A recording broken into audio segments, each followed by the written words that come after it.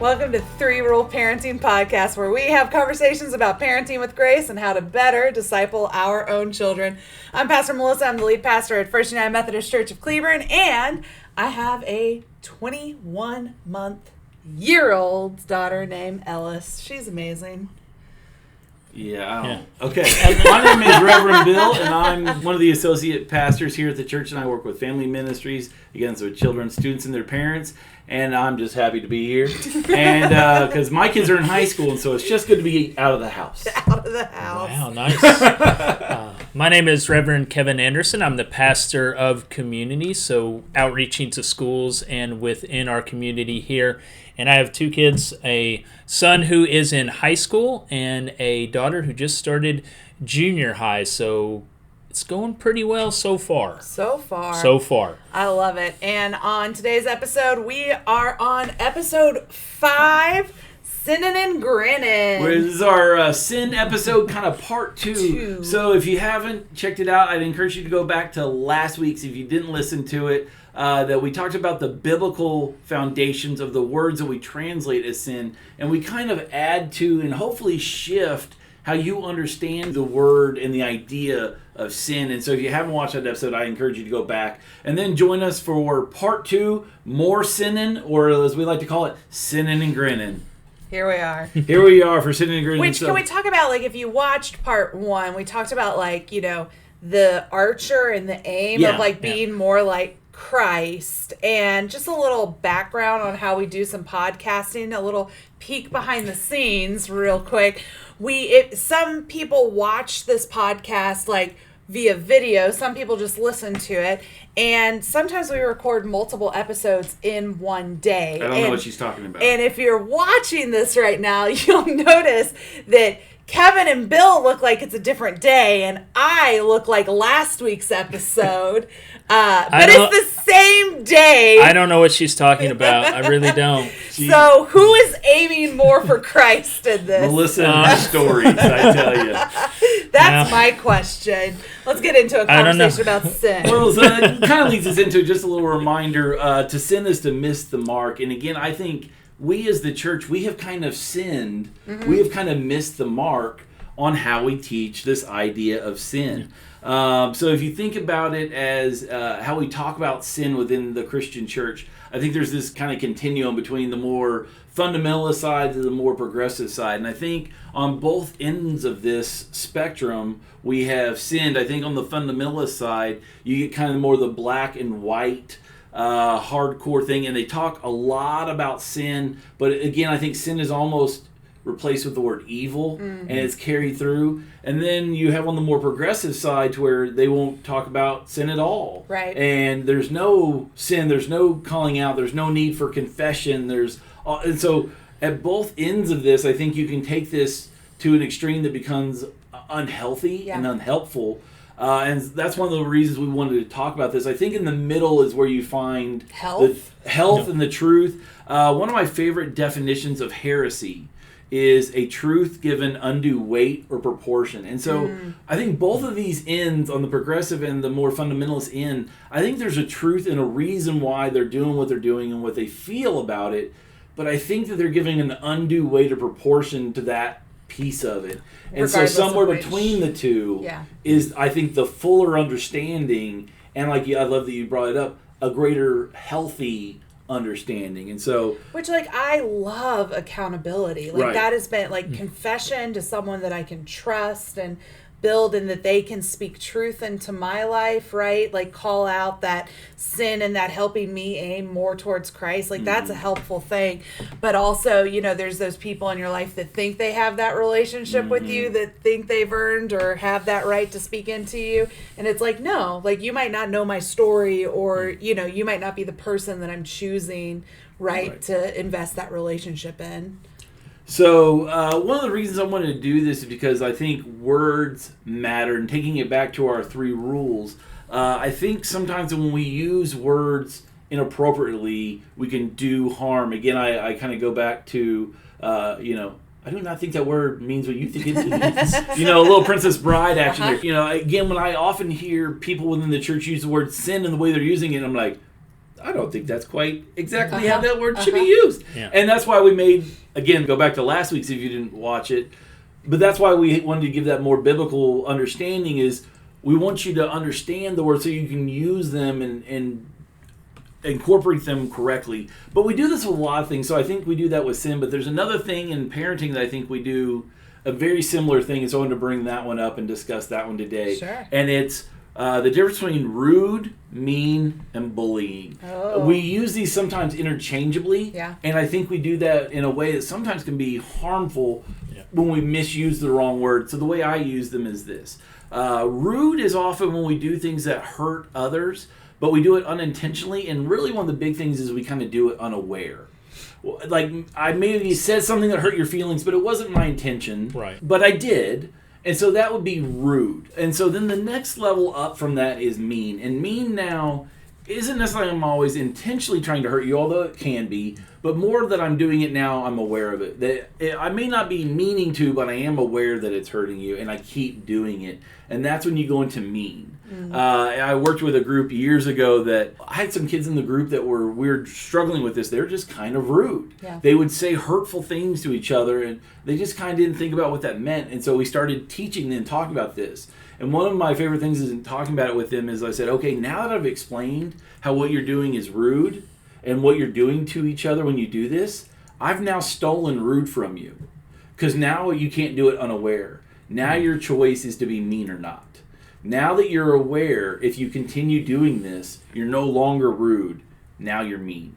And they're like, oh, that wasn't very nice of you. Yeah. That's kind of the point. Yeah. And then you have kind of the next level of that, which is bullying. And bullying is kind of being mean over time and with a difference of power, where you may be bigger or have more social power or whatever that is. You can't just be bullied once. Like somebody does something that hurts your feeling once, that's not bullying. Yeah. Or somebody tries to pick a fight with you and they're the same size and strength as you. That's not really bullying either. It's when it's disproportionate. So it's over time, mean over time with a difference of power. There are times that people are going to be rude, and you need to handle that when people are rude. One of the things with being rude, again, is I think there's much more offense in this world that is taken than was ever actually given. That people get offended, but you can say, hey, that hurt my feelings. Yeah. That's how you handle rude, is you try to bring awareness to it. Mm-hmm. And then see if they meant to do it or not, and then it's mean or whatnot. But so often, especially in our schools and parenting now, people jump right to bullying. This kid is bullying my kid, and you're like, no, two kids got into an argument, and your kid's feelings got hurt.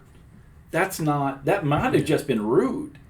That's definitely not bullying. It might have been mean, but it's not bullying yet. Yeah. But when we jump to bullying, what we're asking for is a bullying response, because that requires a big response. And maybe the offense is simply being rude and doesn't quite require it. So that's where one of those, I think it's important to use those words. No, right. And teach them to our children to use them correctly. Right, yeah, because it diminishes when we need to respond appropriately, right? It's kind of the big bad wolf kind of scenario of, yes, we do need to respond in big ways when bullying is happening, to bring an end, to bring justice, right? To bring right relationship, all these kinds of things. But if we're crying that out when it's just rude or even just mean, then it's not going to be taken as seriously when when it does need happen, to be. The word means nothing. Exactly. Right. And is the help going to arrive when the help is needed? Maybe not.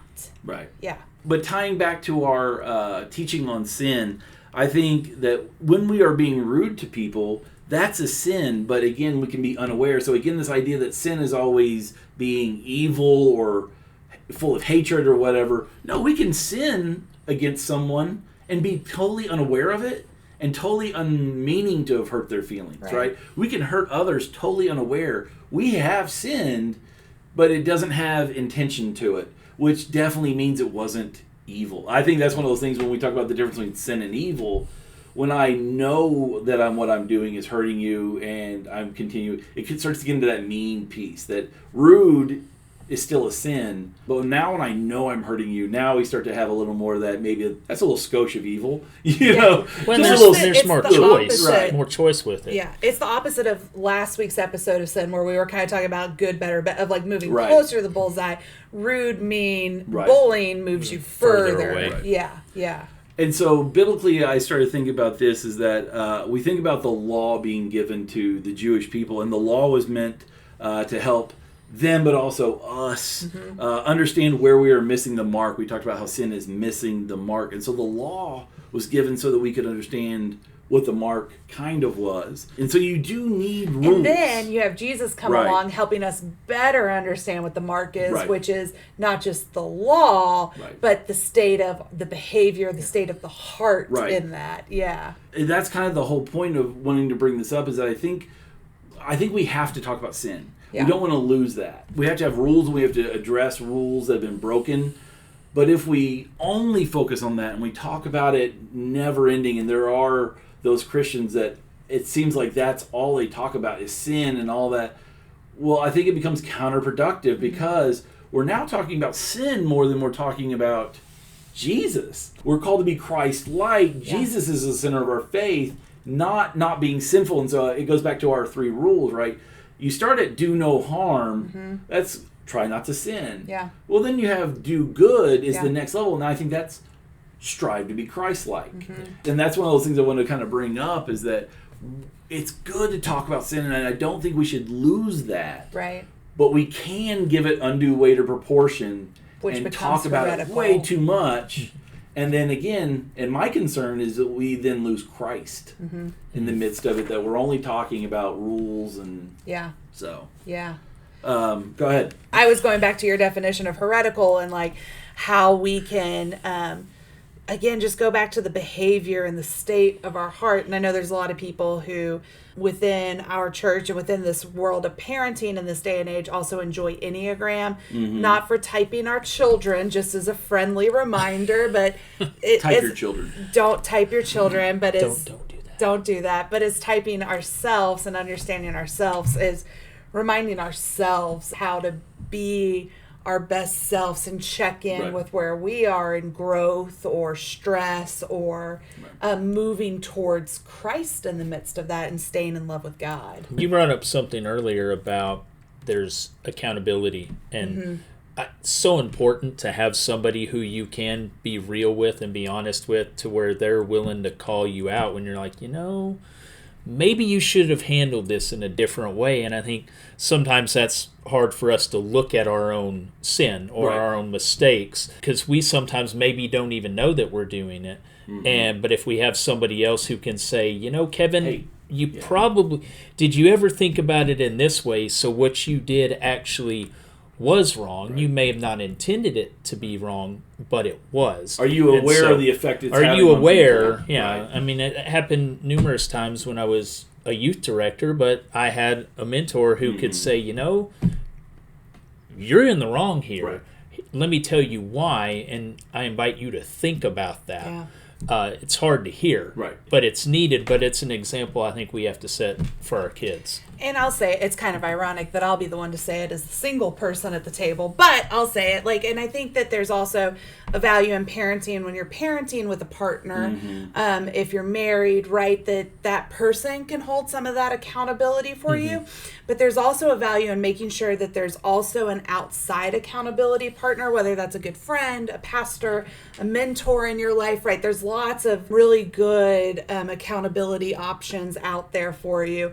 And I say that actually, I think, in the wisdom of someone who is on this side of divorce, in that I know the power of what it looks like to be in good partnership and to have that kind of good trust and relationship, but also the blind spots you can even get in that partnership. So to have that outside voice that can say, ooh, did you see how the two of you operate together? Maybe that's not the healthiest, And then to add that layer on in your parenting skill set, so to have that added in as well. We don't want to just be about calling out sin, although we don't want to lose all of that. It needs to be put in the right place and in the right way. There's a healthy way. Again, we've talked about this before. There's a healthy way to do it where we're hopefully showing guilt, you've made a bad choice, versus shame, you're a bad child, you're a bad person. And so there's a right way and a wrong way. But I think also just dwelling on the wrong all the time is wrong. And so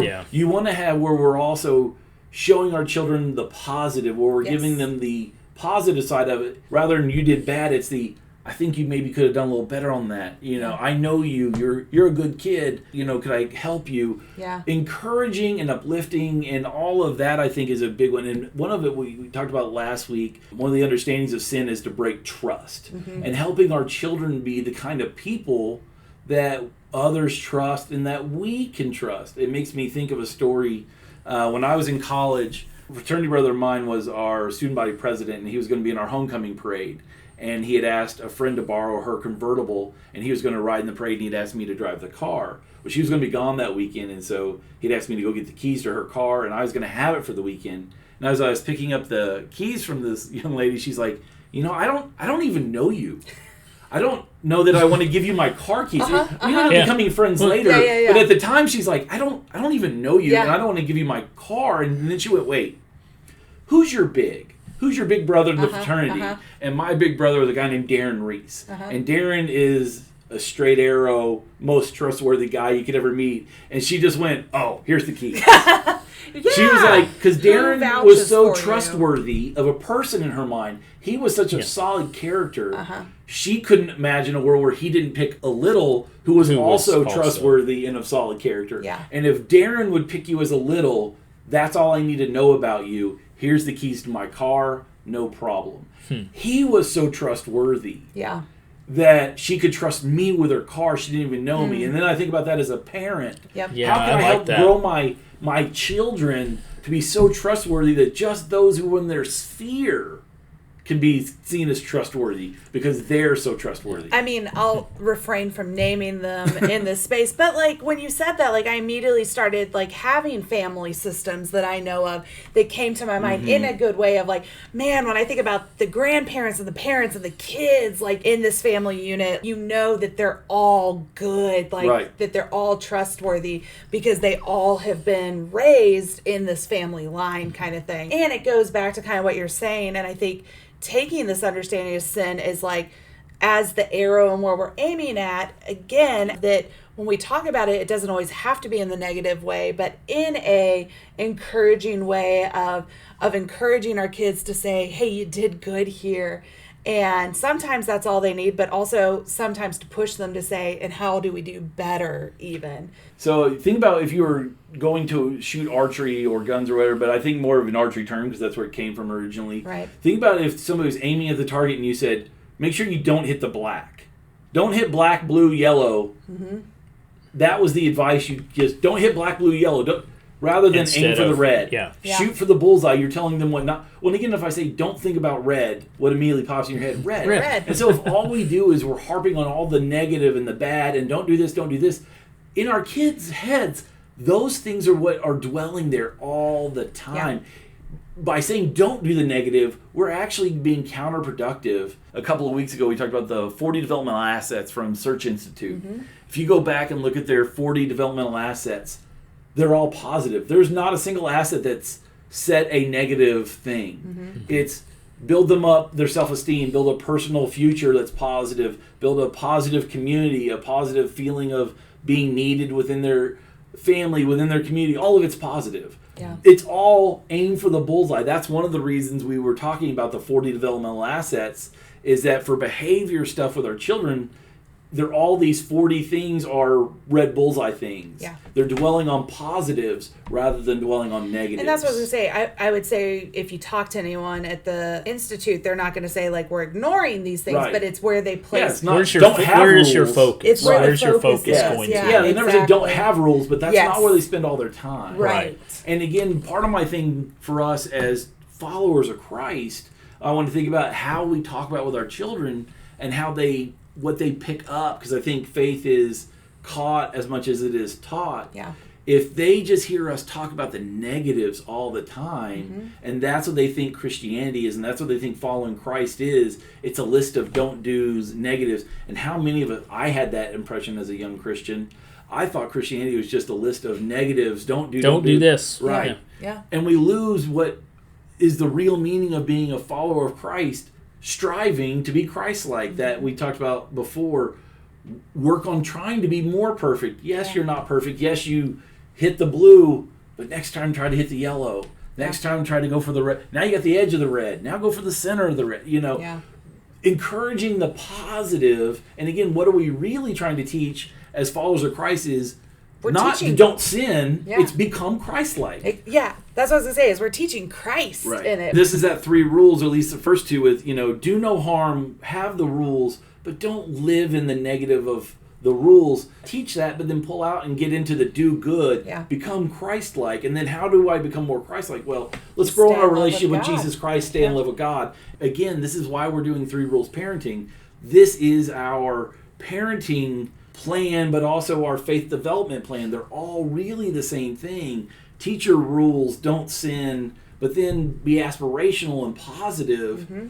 Let's learn about what Christ looks like. Let's become Christ-like, and let's learn about who Christ is. And then one of the stories that came to mind when I was thinking about this was something that I saw actually when I first came to this church about a year ago. I'd only been here a couple of months, and we had a wonderful high school senior that is one of those things when I first came here. I knew this young man was about to graduate, and I'm like, oh, you're graduating.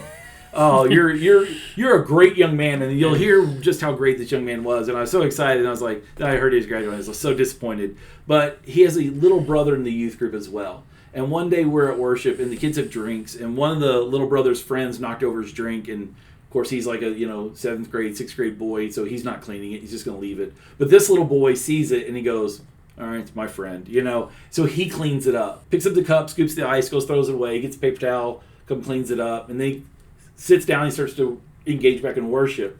And I love this moment that we're standing up singing, and the older brother just kind of pokes him on the shoulder, and he turns around, and the older brother just goes, and he kind of like, what? Why? What do you mean? And he was like, the ice thing. And he's like, oh, and he just looked at me again and goes, that's what we should be doing with our children. Yeah. Look for where they're doing well. And for those who are only listening to the podcast, the older brother was giving the thumbs up and the nod of the head, like, good job. Yeah, need to articulate that a little better. Yeah, the challenge I'd like to give us as parents is kind of twofold. One, find your kid doing something well. Catch them doing good and praise them for it. I think it's a really important thing. The other one goes with it. If there's a possible time where you find it where your kid can eavesdrop on you, have your kid hear you praising them, but not for an accomplishment, but for their character. Yes. For who they are, not for what they've done. Yeah, to hear what I love about my kid so much is, again, that he's the kind of young man that would clean up. My son, boy, he's just a great young man, would clean up after another kid and just not think a thing of it. And let that kid hear that. Yeah. And then see what your kid becomes. We want to think about how to parent and parent well and with a light hand and a loving hand. Brag to your children, to them, but also to others, and let them hear that maybe. Yeah. And again, not about their accomplishments, but about their person, who they are. And then see what that doing good encourages within them. So that's kind of my big takeaway this week, my challenge, my homework this week. I love it. Now receive this blessing, a benediction that's meant to be lived out this week as you go. Would you go to seek, to do no harm, to do good, and stay in love with God? See you next week.